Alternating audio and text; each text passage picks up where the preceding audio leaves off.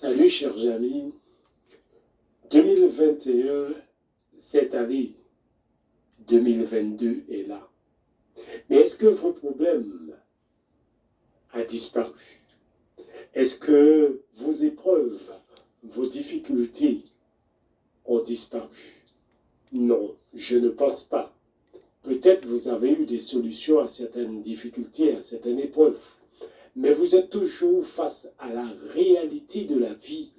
Nous sommes toujours face à les épreuves de la vie et nous sommes toujours impliqués dans ce conflit cosmique.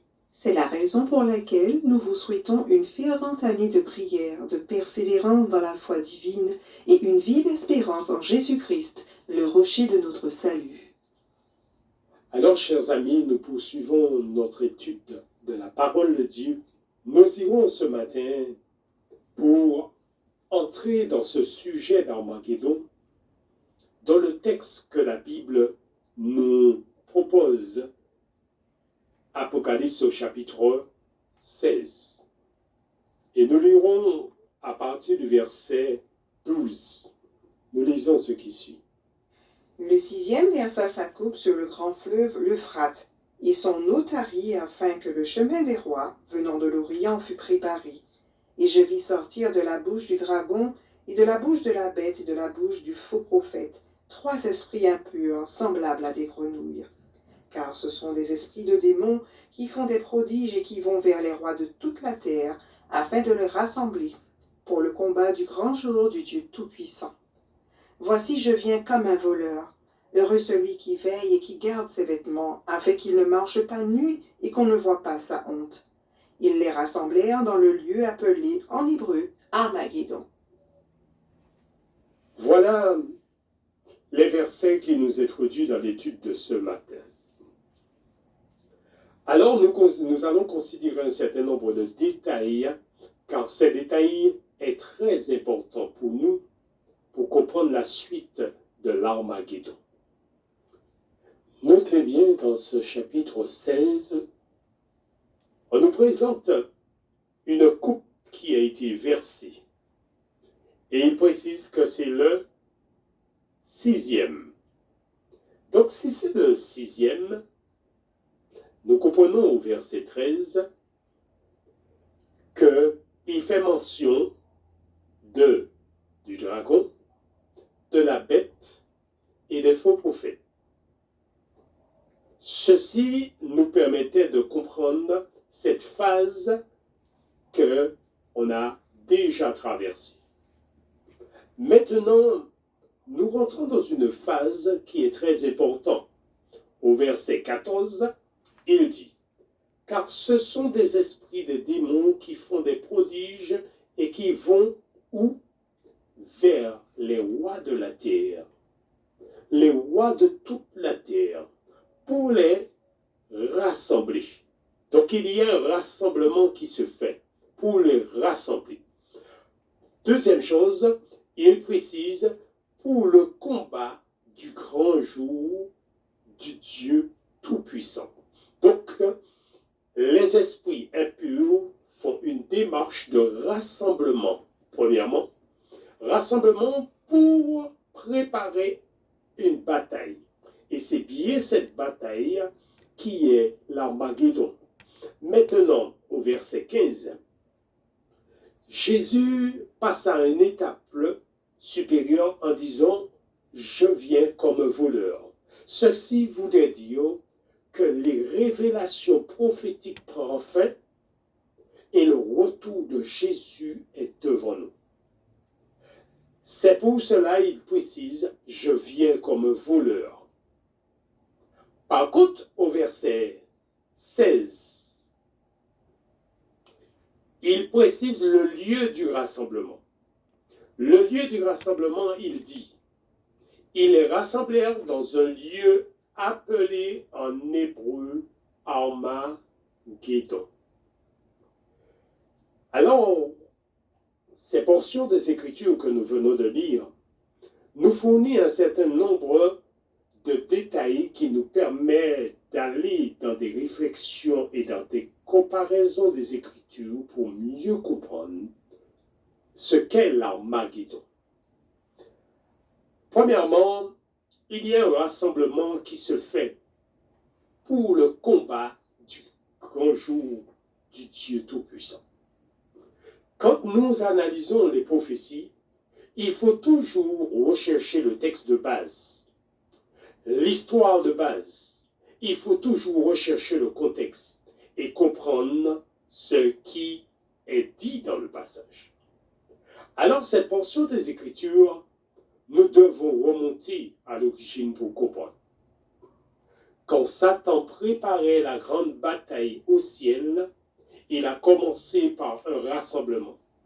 Il a commencé par rassembler les anges dans son concept, dans sa manière de voir les choses, dans son projet.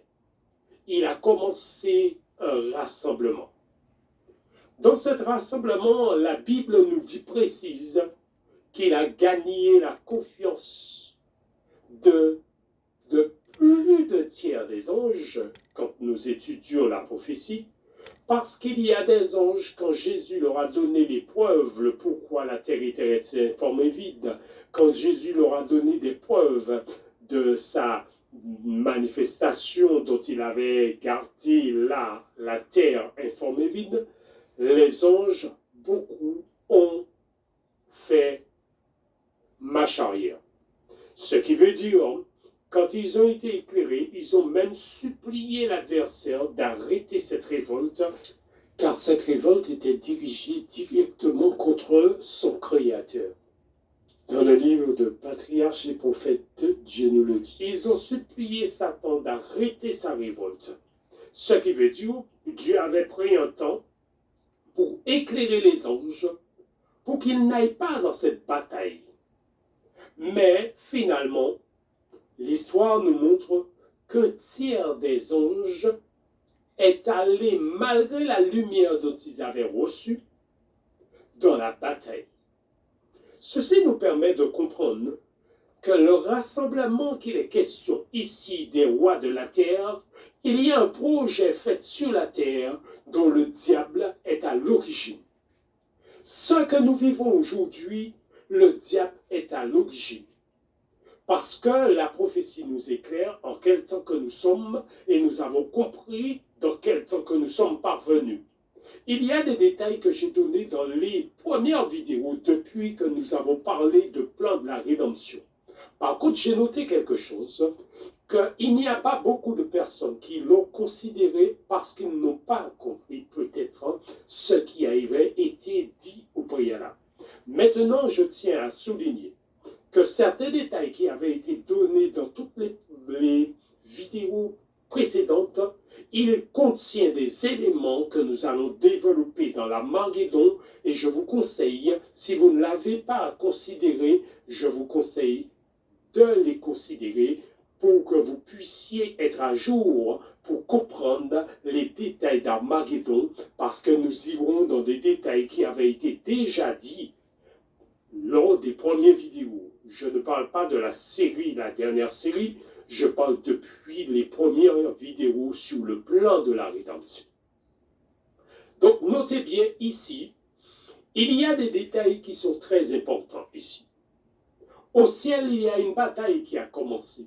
Il y a eu un rassemblement qui a commencé. Il y a eu une guerre qui a lieu au ciel. Et après cette guerre, Satan a été chassé du ciel. Et c'est quand il a été chassé du ciel, la terre l'a recueilli. Ce n'est pas Dieu qui l'a envoyé sur la terre, nous l'avons déjà précisé dans l'une des vidéos.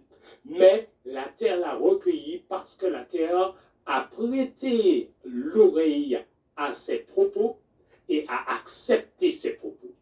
C'est pour cela, quelque part, il y a des personnes qui failliront au scellement parce qu'ils prêteront l'oreille à des ruses du malin à travers ce qui se passe dans le monde et qui tomberaient dans une situation dont ils ne comprennent pas, mais pourtant la prophétie l'avait expliqué. Donc, en un mot, le rassemblement a déjà lieu Et l'exécution de ce rassemblement, le résultat de ce rassemblement est devant nos yeux là, dans ce langage prophétique que nous ne comprenons pas toujours. Par contre, elle sera dévoilée au fur et à mesure dans la bataille d'Armageddon. Donc, notez bien ici, ils rassemblèrent. Ils rassemblèrent où? La Bible dit dans un lieu. Dans ce lieu appelé en hébreu Armageddon. C'est pour cela que nous irons dans ces détails. Qu'est-ce que c'est que la bataille d'Armageddon? Nous avons déjà considéré que la bataille d'Armageddon, il s'agit d'une œuvre qui est faite, c'est-à-dire la puissance du bien confrontée à la puissance du mal.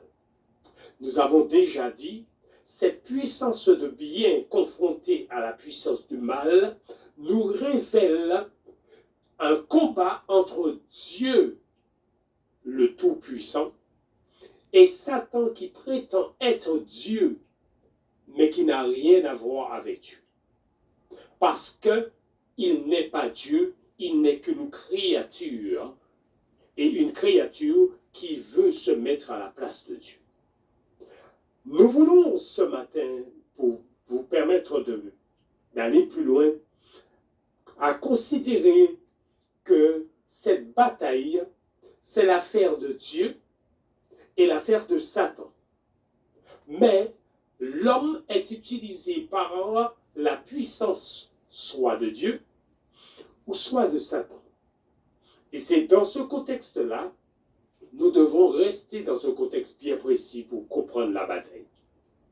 La bataille, alors que ça se vit entre les forces du mal et les forces du bien, Dieu représente les forces du bien et le diable représente les forces du mal. Et puisque cette bataille se déroule entre Dieu et Satan, Satan va utiliser ses serviteurs, nous l'avons dit lors d'une vidéo précédente, Satan va utiliser ses serviteurs non consacrés. Et Dieu va utiliser ses serviteurs consacrés. Donc, il faut être consacré pour être sous l'influence de Dieu. Et quand on n'est pas consacré, on est automatiquement sous l'influence du mal. Donc, la bataille, ce n'est pas vous qui va travailler dans la bataille, mais le choix dépend de quel choix que vous avez fait avant la bataille, et c'est là joue la question de scellement. Nous avons eu l'occasion de le dire lors de la vidéo concernant le scellement de Jean-Baptiste. Nous sommes scellés avant pour la bataille d'Armageddon. Chers amis, sachez-le que Jésus revient très bientôt. Nous poursuivrons ces détails et je vous invite à rester connectés car Jésus revient très bientôt. C'était le premier message sur la bataille d'Armageddon.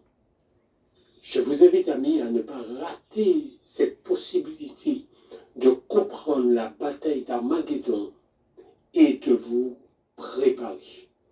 Car ce combat n'est pas votre affaire, mais c'est l'affaire de Dieu en votre personne, selon le choix que vous aurez fait avant la bataille. Notre Père Céleste, dans le nom puissant de Jésus-Christ, alors qu'il a déjà triomphé pour nous à la croix, nous te prions de sceller ces paroles dans nos cœurs et permets qu'ils portent du fruit à ta gloire. Prépare-nous pour cette bataille d'Armageddon et viens triompher en nous. Révèle-toi à notre conscience et à notre esprit et que nous soyons prêts pour servir à ta gloire. Au nom de Jésus-Christ. Amen. Que la paix et la grâce de Dieu reposent sur vous.